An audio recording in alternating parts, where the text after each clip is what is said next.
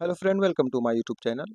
आज हम डिस्कस करने वाले हैं option buying versus option selling के बीच में क्या अंतर होता है, उसको हम लोग थोड़ा डिटेल में समझने का कोशिश करेंगे। क्योंकि जितने भी नए लोग आते हैं वो सोचते हैं कि मैं ट्रेडिंग में जब भी आऊँ और आते ही ऑप्शन बाइंग कर लूँ। ठीक है। ऑप्शन बाइंग या ऑप्शन सेलिंग या ट्रेडिंग में किसी भी प्रकार का जो ट्रेडिंग होता है, चाहे स्कैल्पिंग हो या होल्डिंग हो या इन्वेस्टिंग हो या स्टॉक पे इक्विटी में कैश में ट्रेड करे या डिलीवरी में करे या ऑप्शन बाइंग करे या ऑप्शन सेलिंग करे, कोई भी जितनी प्रकार मैंने बताया, इस प्रकार के जो भी ट्रेड है, हमें ट्रेडिंग करने से पहले हमें ट्रेडिंग का पूरा नॉलेज चाहिए। नहीं तो हर एक जगह पे लॉसेस होने वाला है। सिर्फ ऑप्शन बाइंग ही नहीं, नॉर्मल आप स्टॉक पे भी जाके ट्रेड करोगे इंट्राडे 100% लॉस होने वाला है वहाँ पे। क्योंकि आपको पता ही नहीं है कि एग्जिट कहाँ पे करना है, एंट्री कहाँ पे लेना है, कहाँ पे ट्रेड नहीं करना है। इसी की वजह से, ठीक है, तो सभी कोई ज़्यादा इंटरेस्टेड रहते हैं ऑप्शन बाइंग की तरफ। ऑप्शन बाइंग की तरफ सबका झुकाव इसलिए रहता है क्योंकि सबको पता है कि यहाँ पे कम पैसे में ज़्यादा पैसा बनता है, मीन्स पैसा डबल हो जाता है और बहुत ही कम समय में। नो डाउट 100% ये होता भी है, लेकिन इसका मतलब ये नहीं कि आप रोज 1 लाख रुपए डालोगे और ये रोज डबल हो जाएगा। ठीक है, ऐसा नहीं है। ठीक है, जो ट्रेडिंग करती है उनको अच्छे से पता है कि ट्रेडिंग होता कैसे है। ऑप्शन में ऑप्शन बाइंग या ऑप्शन सेलिंग है नॉर्मल स्टॉक के ऊपर में। ठीक है, तो आज इसी के ऊपर मैं डिस्कस करने वाला हूँ। ये बहुत इंपॉर्टेंट होने वाला है। जो भी बिगिनर आदमी है, जो भी नए आदमी है, उसे इस वीडियो को बहुत ध्यान से सुने और समझे कि अगर हमको ट्रेडिंग से पैसा कमाना है तो वो उसको कैसे करेंगे हम मैनेज। ठीक है, तो सबसे पहला चीज़ कि आदमी को देखा जाता है कि ऑप्शन की तरफ वो आते हैं तो सबसे पहला स्टेप में मैं देखूंगा कि लो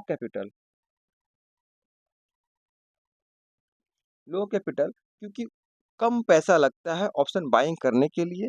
इसी वजह से वो लोग आते हैं ऑप्शन बाइंग करने के लिए। सही है। और ऑप्शन सेलिंग में क्या होता है, यहाँ पे हाई कैपिटल का रिक्वायर्ड रहता है।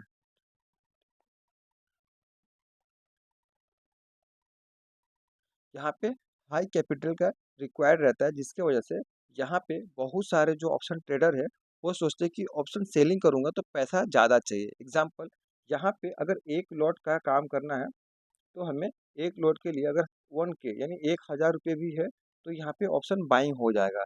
लेकिन यही अगर एक लॉट अगर हमको ऑप्शन सेल करना है तो एक लॉट ऑप्शन सेलिंग के लिए हमें कम से कम 1 लाख रुपये चाहिए। ऐसे कैसे, मैं चार्ट पे दिखा देता हूँ एक बार। यहाँ पे जैसे दिख रहा है कि ये फायर्स का इंटरफेस है। कोई भी ब्रोकर के पास आप जाके देखोगे, मान लिया यहाँ पे ऐसा लगा कि प्राइस डाउनफॉल में आज जैसे हुआ, एग्जांपल प्राइस नीचे का साइड में मूव किया हुआ है, तो हमको मान लीजिए ऐसा लगा कि नीचे का जो ये चार्ट है ये वाला, ये पुट बाई करने का चार्ट है। तो यहाँ पे मान लीजिए कहीं भी आदमी अगर पुट बाई कर रहा है तो यहाँ पे कहीं भी पुट बाई कर रहा है तो इसका अगर प्राइस देखा जाए, यहाँ पे देखेंगे हम, जो ब्लू जो प्राइस दिख रहा है ना 436, ये एक लोड का प्राइस है। एग्जाम्पल अगर हमें एक लोड बाई करना है तो यहाँ पे जो कैपिटल लग रहा है, यहाँ पे मैं स्क्रीनशॉट ले लेता हूँ। ओके, बाइंग का और उसके बाद से सेलिंग का भी है। तो अगर मान लीजिए ये बाइंग का था, मैं समझाऊंगा भी। और मान लीजिए ये ऑप्शन सेलिंग का, अगर मैं एक लोट यहाँ पे ऑप्शन सेल कर रहा हूँ तो कितना प्राइस लग रहा है मैं वो भी दिखा देता हूँ। ये हो गया ऑप्शन सेलिंग का। ठीक है, ओके। हम ऑप्शन बाइंग का पहले देखेंगे। जैसे कि ये ब्लू इंटरफेस है यार, तो ब्लू इंटरफेस ना ऑप्शन बाइंग के लिए है और ऑप्शन सेलिंग के लिए रेड इंटरफेस है जो यहाँ पे ब्लू दिख रहा है। ठीक है, यहाँ पे लिखा हुआ है, अगर बाई कर रहे हैं एक लॉट तो रिक्वायर्ड अमाउंट चाहिए हमें ये, मीन्स इतना पैसा रहने से एक लॉट हम ऑप्शन को यहाँ बाई कर सकते हैं।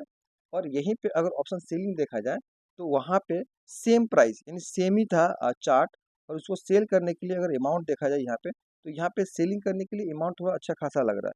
जैसे कि यहाँ पे दिख रहा है एक लॉट सेल करने के लिए कितना अमाउंट चाहिए, 1,11,500 रुपीज़, और बाइंग करने के लिए सिर्फ 6,000 रुपीज़। यही सबसे बड़ा डिफरेंसेस आ जाता है ऑप्शन बाइंग और ऑप्शन सेलिंग के बीच में, जिसके वजह से बहुत सारे लोग सोचते हैं कि नहीं, हमको ऑप्शन बाइंग की तरफ जाना चाहिए क्योंकि यहाँ पे कैपिटल कम लगता है। ठीक है, लेकिन और नेक्स्ट स्टेप में देखेंगे और आगे में क्या होता है, तो यहाँ पे नंबर 2 में देखता हूँ कि लो रिस्क। और एक चीज़ कि यहाँ पे रिस्क थोड़ा सा कम होता है क्योंकि जाहिर सा बात है कि कैपिटल कम लग रहा है, तो यहाँ पे रिस्क भी कम होने वाला है। और यहाँ पे क्या है, हाई रिस्क हो जाता है। क्यों? क्योंकि यहाँ पे हाई रिस्क इसलिए क्योंकि एक लॉट के लिए 1 लाख रुपए यहाँ पे लग रहा है ना, तो इसीलिए यहाँ पे रिस्क थोड़ा हाई हो जाता है कि अगर मार्केट आपका अगेंस्ट में मूव करता है, तो हो सके जहाँ 2,000 का रिस्क था, वहाँ पे 7,000 या 6,000 या 10,000 भी लॉसेस हो सकता है। ठीक है, इसीलिए यहाँ पे हाई रिस्क है और उससे ज़्यादा भी हो सकता है ऑप्शन सेलिंग साइड में। लेकिन रिस्क कितना भी ज़्यादा हो, हम उसे मैनेज कर सकते हो 100%। क्योंकि अगर मैं एक बार मेरा माइंडसेट है कि मेरा एक ट्रेड का स्टॉप लॉस 1000 रुपीज़ है, तो मार्केट इससे ज़्यादा पैसा हमसे नहीं ले सकता, क्योंकि मैं ऑर्डर को प्लेस करके रखूंगा 1000। जब भी मेरा 1000 का लॉसेस होगा तो मैं अपना पोजीशन को एग्जिट कर दूंगा, इससे ज़्यादा नहीं।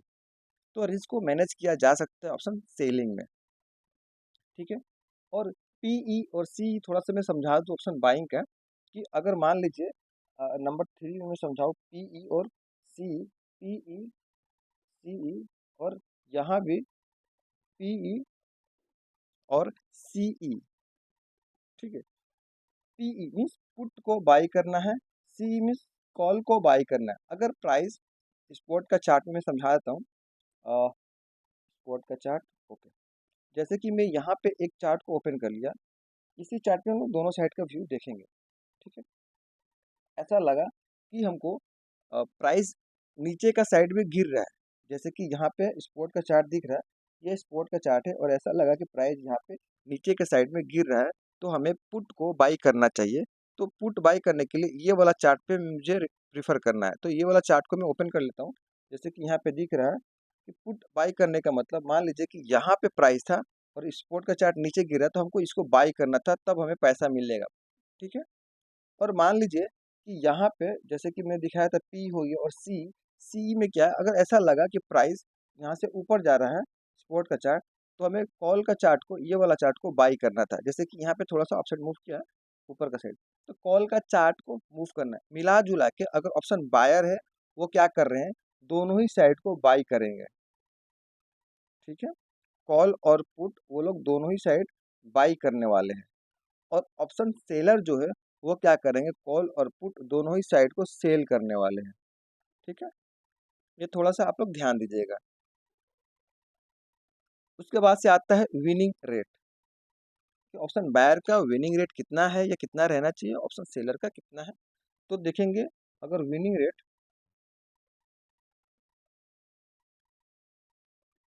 कि ऑप्शन बायर का जो विनिंग रेट माना जाता है 33%, आप लोगों को सबको पता है 100% कि 33% ऑप्शन बायर का विनिंग रेट है। और ऑप्शन सेलर का विनिंग विनिंग रेट जो है, नो डाउट वो ऑप्शन बायर से डबल है। ठीक है, अगर मैं देखूं ऑप्शन सेलर का जो विनिंग रेट है,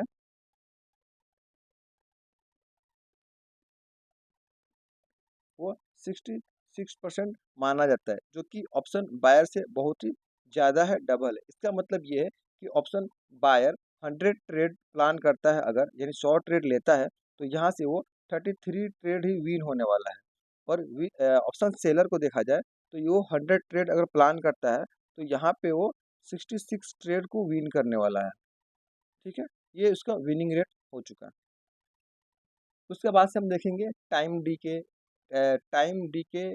उसके बाद से ऑप्शन सेलिंग में, ऑप्शन बाइंग में देखिए, टाइम डीके के वजह से प्राइस के ऊपर में बहुत ही मतलब अंतर पड़ता है। एग्जांपल यहाँ पे देखेंगे हम, ऑप्शन बायर का है, ये ऑप्शन बायर का टाइम डीके। ऑप्शन बायर के लिए जो टाइम डीके, ये उनका दुश्मन होता है। क्योंकि अगर वो किसी प्रीमियम को एग्जैक्ट, मान लीजिए ये एक लेवल है और ये क्रॉस किया प्राइस को, ये बाई कर लिए, और यहाँ पे क्या हुआ, अगर प्राइस अपसाइड मूव ना करके ये साइडवेज चला गया, तो ये टाइम डीके की वजह से उनका स्टॉप लॉस हिट हो सकता है प्रीमियम के चार्ट पे। ठीक है, और ये जो ऑप्शन सेलर का है ना, ये टाइम डीके उनका फ्रेंड है। क्यों? क्योंकि अगर प्राइस मूव नहीं करता है, ये मान लीजिए एंट्री का पॉइंट है, और वो एंट्री ले लिया और प्राइस मूव नहीं करता है, तो टाइम डिके का वैल्यू भी ऑप्शन सेलर को मिल जाता है, वहाँ पे इनका प्रॉफिट हो जाता है। लेकिन ऑप्शन बायर में यहाँ पे उनका लॉस हो जाता है। ऑप्शन बाइंग के लिए हमें एक हाई स्किल जरूरत है। ऑप्शन बाइंग करने के लिए हमें एक हाई स्किल चाहिए। हाई स्किल का मतलब कि हमें चार्ट को बहुत ही अच्छे से रीड करने आना चाहिए। एग्जाम्पल यहाँ पे जैसे हम देखेंगे, जैसे स्क्रीनशॉट में मैं दिखा देता हूँ। यहाँ पे कहाँ गया, ओके, जैसे कि मैंने यहाँ पे आज इसकी एक स्क्रीनशॉट लिया कि इसका नीचे अगर प्राइस निकलता है, तो हमें सेल करना है। एग्जाम्पल, यहाँ पे जैसे कि ये ड्रॉ हुआ और मेरे को लगा कि प्राइस इसका नीचे निकलेगा, तो हमें सेल करना है ताकि प्राइस नीचे तेजी से आ सकता है। तो हमें इतना हाई स्किल चाहिए कि हमें पता है कि इसको ब्रेकडाउन देगा तो मूव आएगा। ये chart state bank of India का है, यहाँ पे देख सकते हैं, ये स्टेट बैंक ऑफ इंडिया का चार्ट है। तो हम जाके यहाँ पे चार्ट पे डायरेक्ट देखता हूँ कि स्टेट बैंक ऑफ इंडिया का परफॉर्मेंस, ये जैसे कि लग रहा है, दिख रहा है स्टेट बैंक ऑफ इंडिया। यहाँ पे अगर मेरे को पता है कि प्राइस यहाँ से गिरेगा, तो मैं इस पॉइंट पे जाके ऑप्शन बाइंग का प्लान कर सकता हूँ, ताकि प्राइस यहाँ से फास्ट मूव करे और हमें पैसा मिल जाए। दिख रहा, क्लियर? तो यहाँ पे ये स्किल बहुत ज़्यादा ज़रूरत है। वहीं पे अगर ऑप्शन सेलिंग का बात किया जाए, तो यहाँ पे ये स्किल थोड़ा सा कम भी रहने से प्रॉफिट हो सकता है ऑप्शन सेलिंग में। यहाँ पे लो स्किल से भी पैसा बन जाएगा, लेकिन रिस्क मैनेज हमेशा करना है।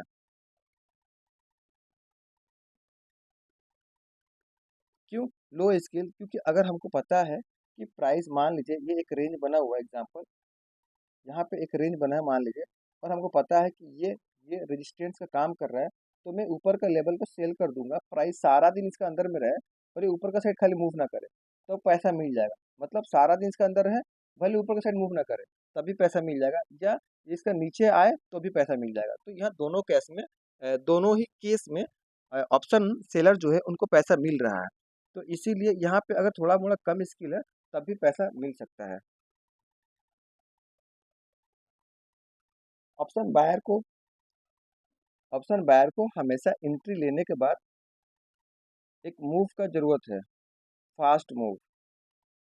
ठीक है, वहीं ऑप्शन सेलर को फास्ट मूव का जरूरत नहीं है। वो धीरे धीरे भी प्राइस मूव करेगा उसके फेवर में, तब भी वो पैसा कमा लेगा ऑप्शन सेलर। लेकिन ऑप्शन बायर एक लेवल है, यहाँ पे अगर वो मान लीजिए सेल साइड में ट्रेड लिया यहाँ से, अगर प्राइस यहाँ पे एक कैंडल बनाया और उस सेल साइड में ट्रेड लिया, तो उसको अगर फास्ट मूव नहीं मिल रहा, तो यहाँ पे प्रॉफिट अच्छा नहीं मिलेगा। वो स्लो स्लो मूव करेगा तो अच्छा प्रॉफिट नहीं मिलेगा। तो ऑप्शन बायर के लिए एक फास्ट मूव जरूरी है, नहीं तो अच्छा प्रॉफिट नहीं मिलने वाला है। ऑप्शन बायर को हमेशा एक बड़ा टारगेट प्लान करना चाहिए, क्योंकि अगर वो बड़ा टारगेट प्लान नहीं करेगा, 1:1 1:2 लेगा, तो फ्रिक्वेंटली स्टॉप लॉस हिट होते रहेंगे, जिसके वजह से वो अच्छा प्रॉफिट नहीं कमाएगा।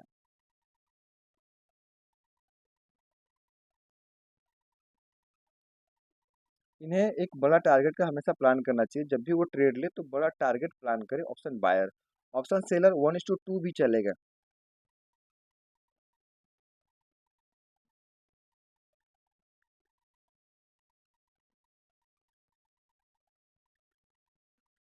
ठीक है, अगर ऑप्शन सेलर है तो 1:2 भी चलेगा, लेकिन ऑप्शन बायर है तो कम से कम 1:3 चाहिए। और मोस्ट इम्पोर्टेंट कि अगर ऑप्शन बायर है तो उसे चूज करने पड़ेगा एक particular day choose a day, एक पर्टिकुलर डेट या डे चूज करने होगा। जिस दिन मार्केट मोमेंटम करने वाला है उनको उसी दिन एंट्री लेना है। जिस दिन मार्केट फास्ट मूव करने वाला है उनको उसी दिन को आइडेंटिफाई करना है और एंट्री लेना है। और ऑप्शन सेलर के लिए कोई स्पेशल डे चूज नहीं करना है, मार्केट साइडवेज हो तो भी वो पैसा कमा सकते हैं, या मार्केट ट्रेंडिंग हो तो भी वो पैसा कमा सकते हैं। ठीक है, मार्केट साइडवेज हो वहाँ पे भी पैसा मिलेगा, या मार्केट ट्रेंडिंग हो गया वहाँ भी पैसा मिलने वाला है ऑप्शन सेलर को। ओके, अब बात रहा ऑप्शन बाइंग या ऑप्शन सेलिंग कब से एक नए आदमी को स्टार्ट करना चाहिए। तो सबसे बेस्ट है कि आपको कम से कम 2 से 3 साल प्रैक्टिस चाहिए स्टॉक के ऊपर। आप स्टॉक पे इतना काबिल हो जाओ कि आपको पता है, जैसे कि मैंने यहाँ पे स्क्रीनशॉट लेके दिखाया था आज, तो यहाँ पे स्क्रीनशॉट में दिखा दे रहा एक बार और, गैलरी में जाके, जैसे कि हाँ, यहाँ पे साफ साफ स्क्रीनशॉट लिया हुआ था कि प्राइस इसका नीचे निकलेगा तो मूव कर सकता है। दिख रहा? तो इतना आप काबिल हो जाओ कि आपको पता रहे कि ये लेवल है, इसका नीचे मूव आने वाला है, तो आप ऑप्शन बाइंग कर सकते हो या ऑप्शन सेलिंग कुछ भी कर सकते हो। लेकिन इतना तो पूरा अच्छे से नॉलेज हो जाना चाहिए कि कौन सा साइड में मूव करने वाला है प्राइस, कैसा मूव करने वाला है प्राइस, इतना नॉलेज होना चाहिए। उसके बाद ही हम ऑप्शन बाइंग या ऑप्शन सेलिंग की तरफ आ सकते हैं। नहीं तो हमारा नुकसान होगा, फायदा कुछ होने वाला नहीं है। और नीचे डिस्क्रिप्शन में धन का डीमैट अकाउंट ओपन करने का लिंक है। आप मेरे डिस्क्रिप्शन से जाके धन में डीमैट अकाउंट ओपन कर सकते हैं, क्योंकि धन में ये बेनिफिट है कि अगर हम ट्रेड ले रहे हैं तो डायरेक्ट चार्ट के ऊपर में ही स्टॉप लॉस प्लेस कर सकते हैं, ऑर्डर प्लेस कर सकते हैं, स्टॉप लॉस को ट्रेल कर सकते हैं ईजिली। ठीक है, ओके। अब आई होप आप लोगों को ये वीडियो बहुत अच्छा लगा होगा। नीचे लाइक एंड सब्सक्राइब करना ना भूलें। ओके, थैंक यू, मिलते हैं नेक्स्ट वीडियो में।